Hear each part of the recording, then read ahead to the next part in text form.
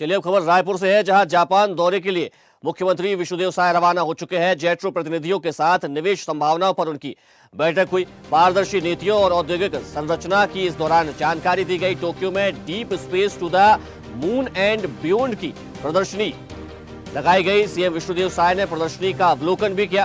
राजनांद गांव में विकसित हो रहे स्पेस मैन्युफैक्चरिंग क्लस्टर को इस दौरान नई दिशा मिलेगी। जापान प्रवास से निवेश, नवाचार और तकनीकी सहयोग में बड़ा फायदा मिलेगा। तो सीएम विष्णुदेव साय जापान दौरे पर है, जहां वे कई कार्यक्रमों में शामिल हुए, कई बैठकों में उन्होंने हिस्सा लिया।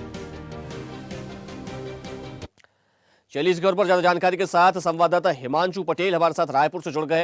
हिमांशु, छत्तीसगढ़ का ज्यादा से ज्यादा विकास हो सके, यहाँ के विकास की जो रफ्तार है उसका पहिया और तेज गति से दौड़े, इसको लेकर के सीएम विष्णुदेव साय विदेश यात्रा पर है और तमाम निवेशकों से भी उनकी बैठक हुई, कई प्रदर्शनियों में भी शामिल हुई। फिलहाल क्या अपडेट है उनके पूरे इस दौरे को लेकर? देखिए अभी जिस तरह से जापान और कोरिया को पूरे विश्व में जो टेक्नोलॉजी का हब माना जाता है और तकनीकी जो है नवाचार के मामले पर हब माना जाता है, और ऐसे में छत्तीसगढ़ के मुख्यमंत्री विष्णुदेव साय लगातार जो है 21 तारीख से 31 तारीख तक विदेश दौरे पर है, यानी जापान और कोरिया के दौरे पर है। ऐसे में लगातार वो एमओयू के साथ साथ कई ऐसे जो उद्यमी हैं उनसे मुलाकात कर रहे हैं, उनसे नवाचार के तहत प्रयास कर रहे हैं, छत्तीसगढ़ की उद्योग नीति की जानकारी दे रहे हैं, छत्तीसगढ़ की टेक्नोलॉजी किस स्तर पर अभी है उसको किस तरह से आगे बढ़ाया जा सके, इसको लेकर जो है लगातार जो है चर्चा कर रहे मुख्यमंत्री विष्णुदेव साय।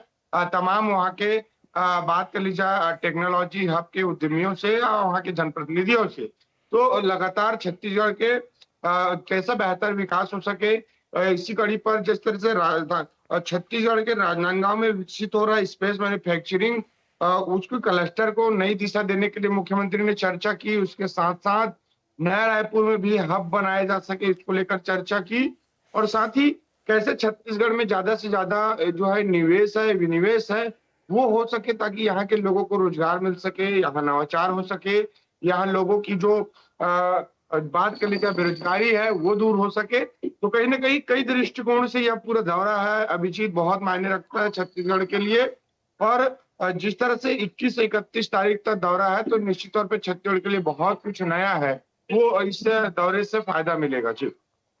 जी हिमांशु, जिस प्रकार से सीएम विष्णुदेव साय लगातार अब निवेशकों से मुलाकात कर रहे हैं, वहां पहुंच रहे हैं, छत्तीसगढ़ में कैसे लोग आ सकते हैं, यहां पर निवेश कर सकते हैं, यहां पर अपना एक लैंड बैंक भी है और यहां पर जो उद्योग स्थापित किए जाएंगे उनके लिए तमाम सारी नीतियां भी छत्तीसगढ़ की सरकार की ओर से बनाई जा रही हैं। तो क्या लगता है कि क्या इन नीतियों से निवेशक प्रभावित होंगे?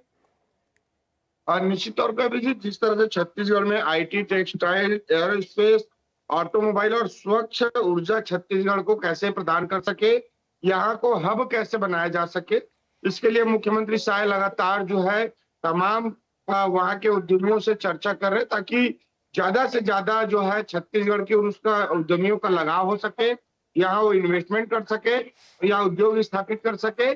छत्तीसगढ़ की खनिज संपदा और यहाँ के युवाओं की जो बौद्धिक क्षमता है उसका भरपूर उपयोग कर कैसे किया जा सके, ये तमाम मुद्दों को लेकर प्रयास यही है कि छत्तीसगढ़ में ज्यादा से ज्यादा उद्यमी है प्रवेश कर सके। जी चलिए हिमांशु, आपको बहुत शुक्रिया तमाम जानकारी के लिए और हमारे साथ जुड़ने के लिए।